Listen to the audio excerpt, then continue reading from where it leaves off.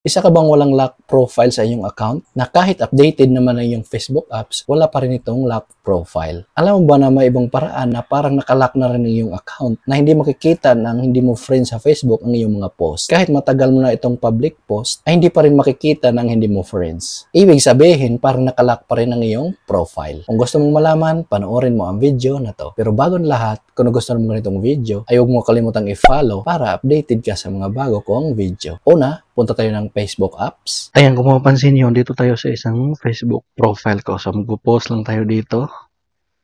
So, ilalagay ko dito ay sample post only. Then, babaguhin natin yung privacy. So, nakalagay dito sa privacy ko ay only me. So, babaguhin ko lang into public.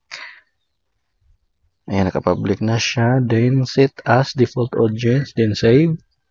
So, kung mapapansin nyo, public na yung post natin. So, post ko lang.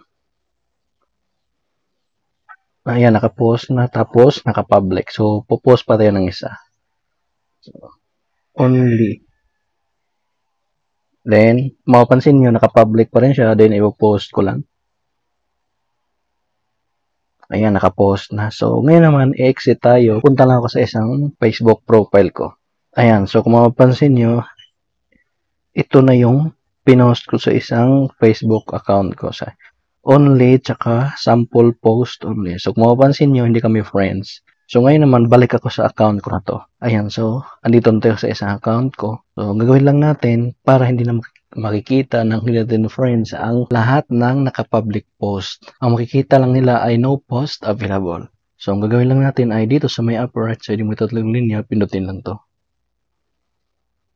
Then, pindutin lang tong settings and privacy. Pindutin lang tong settings.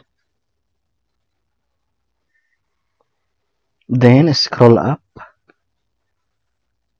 Under sa audience and visibility, pindutin lang tong post. And then, dito makikita ang limit who can see past posts. Then, pindutin lang tong view. Then, pindutin lang tong limit past posts. Then, pindutin lang tong limit past posts. Ayan, audience change complete.